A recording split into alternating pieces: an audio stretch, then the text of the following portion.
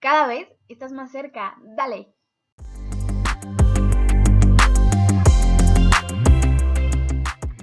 Bienvenidos amigos y amigas de Eureka a esta última sesión del examen muestra CBI de la UAM. Recordemos que tenemos varias sesiones donde pueden ir a repasar todos los temas que necesitan para llegar filosos al examen. Y este último video también todas las preguntas van a ser de química para que queden muy bien con esos temas. Vamos a continuar entonces con la pregunta 117 que nos dice: la masa molecular del ácido acético es... Y aquí nos dan pues la fórmula química, porque la necesitamos para saber cuántos átomos de cada elemento tenemos. Lo que vamos a hacer pues es comenzar a ordenarlos, a reescribirlos. Para esto necesitamos la tabla periódica y además contar cuántos átomos de cada elemento tenemos, que eso nos lo dice la fórmula. Indirectamente nos lo dice la fórmula, entonces pues nosotros tenemos que observar y contarlos. Vamos a observar que tenemos elemento carbono. Tenemos dos. Aquí tenemos un carbono y aquí tenemos otro. Y observamos de la tabla periódica este número que está arriba a la derecha es su masa molecular y por lo tanto pues vamos a multiplicar esa masa molecular por el número de átomos que tenemos en nuestra fórmula. Porque 12.01 pues es su masa molecular, la masa molecular de un átomo. Entonces si tenemos 2 en la fórmula pues por eso lo multiplicamos por 2 y lo escribimos, en este caso lo escribí redondeado como 12.01 y multiplicado por 2 nos da 24.02. Después observamos que también tenemos átomos de hidrógeno.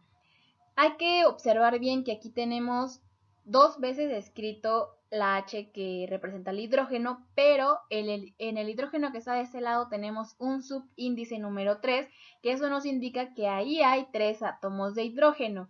Entonces, si aquí hay 3 y aquí todavía hay otro, pues entonces en total en toda la fórmula tenemos 4 átomos de hidrógeno.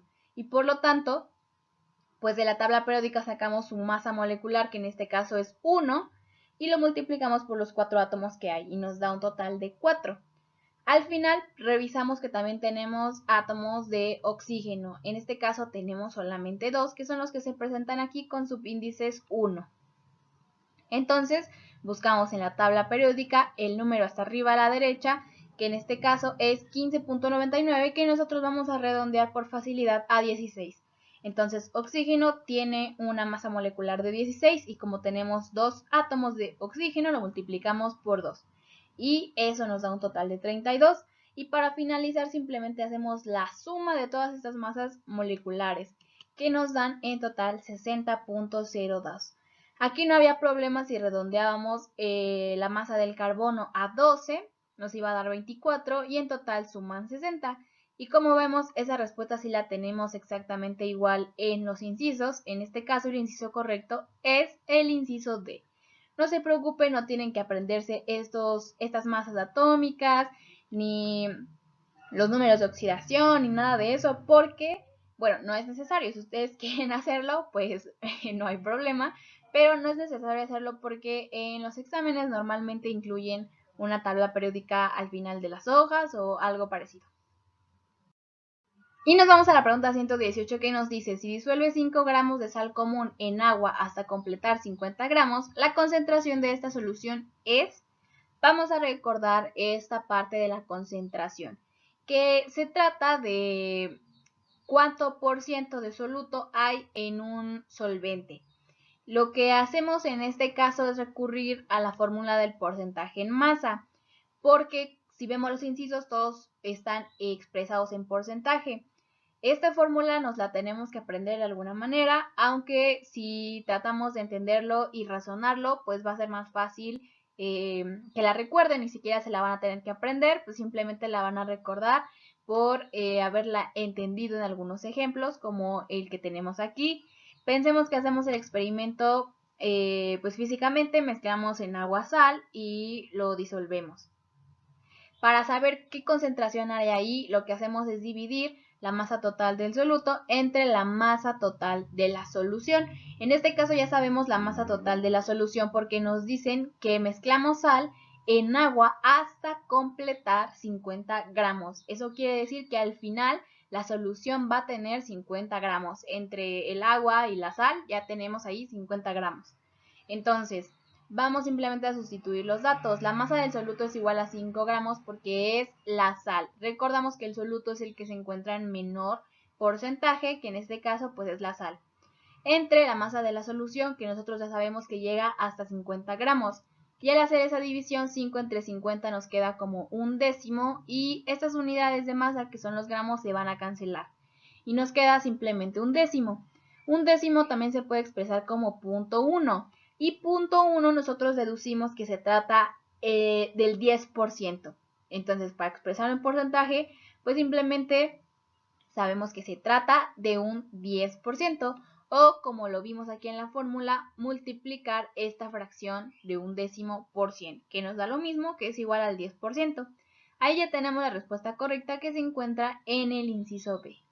Y ya estamos en la penúltima pregunta para este video, que es la pregunta 119, y nos dice: para cierta masa de gas ideal con volumen constante, la presión es...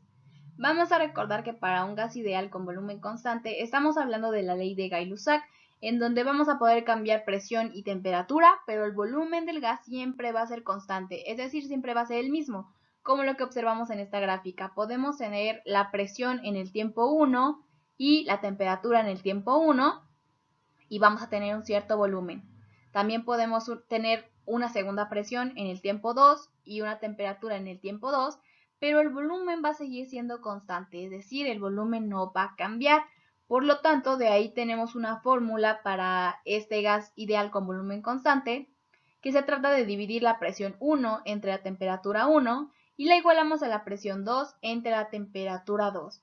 En esta ecuación no involucramos al volumen porque, como ya vimos, va a ser un número que no va a cambiar, y aunque lo pusiéramos en ambos lados de la ecuación, pues se terminaría cancelando porque siempre va a ser el mismo volumen. Entonces, a partir de esta ecuación vamos a hacer algunos despejes para poder asociar la presión 1 con la presión 2, porque es lo que nos están preguntando: ¿cómo es la presión en un gas ideal con volumen constante? Entonces vamos a tratar de asociar esta presión 1 con la presión 2. Para eso comenzamos haciendo este despeje. Este T1 pasa multiplicando de este lado y esta temperatura 2 pasa multiplicando del otro lado. Y nos queda como presión 1 por temperatura 2 igualado a la presión 2 por la temperatura 1. Después de eso lo pasamos restando del otro lado. Todo este término lo pasamos restando.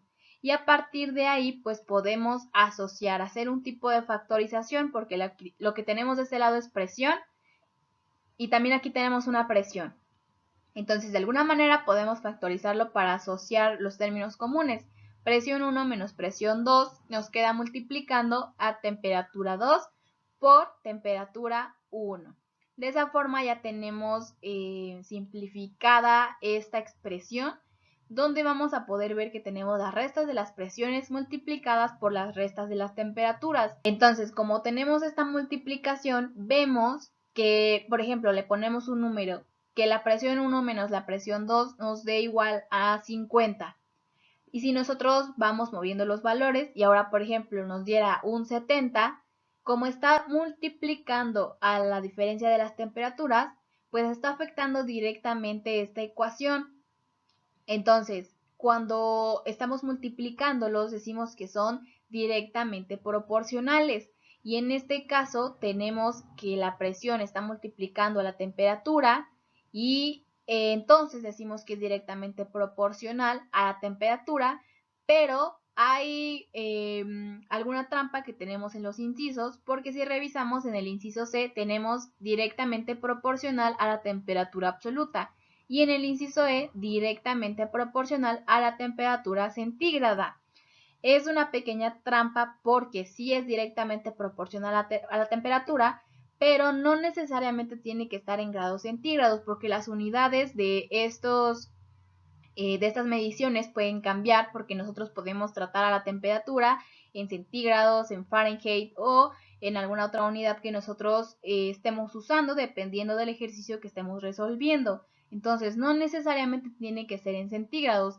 Nosotros simplemente estamos haciendo una resta de temperaturas para saber cuál es la temperatura absoluta entre estas restas de temperaturas y por lo tanto nos quedamos con el inciso C, directamente proporcional a la temperatura absoluta.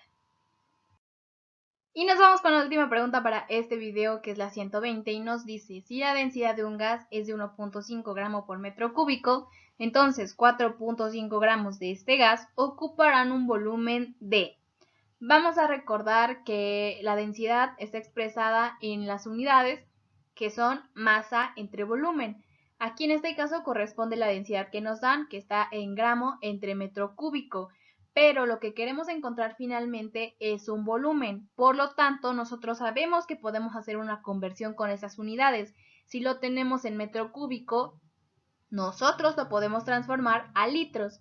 Es conveniente que se aprendan esta conversión. De un metro cúbico equivale a 1000 litros. De esta forma podemos hacer mucho más fácil y rápido esta conversión. Entonces vamos a multiplicar la densidad que ya nos dan por la conversión que queremos hacer. Un metro cúbico equivale a 1000 litros y por lo tanto multiplicamos por un metro cúbico entre 1000 litros para que este metro cúbico con este metro cúbico se cancelen y nos quede en gramo por litro. 1.5 nos queda, lo pasamos igual, 1.5 gramos y dividido entre 1000 litros. En este caso ya podemos interpretar que 1.5 gramos ocupa 1000 litros, que es lo que tenemos puesto aquí en esta fracción, pero pues aquí lo estamos interpretando. Entonces, si sabemos que 1.5 gramos ocupa 1000 litros y nosotros queremos saber cuánto en litros ocupa 4.5 gramos, pues simplemente hay que hacer una multiplicación. Si 3 por 1.5 nos da 4.5 gramos, que es lo que estamos buscando, pues entonces hay que multiplicar también 1000 litros por 3. Y 3 por 1000 nos da 3000 litros. En este caso hicimos simplemente el análisis, como la deducción, la explicación de lo que significaba el dato que nos dieron. Y entonces a partir de ahí, pues simplemente multiplicando por 3, podemos obtener el equivalente para 4.5 gramos, que en este caso son 3000 litros. Y así llegamos a la respuesta correcta, que está en el inciso C, en el inciso E, corresponde a 3000 litros. Y así es como terminamos con esta última sesión con las preguntas de química para la UAM, para el examen de CBI. Esperemos que hayan aprendido mucho, que sigan repasando, que sigan haciendo ejercicios y cualquier duda que tengan no duden en dejar en los comentarios y nosotros se las responderemos. Gracias por vernos y nos vemos en el próximo video.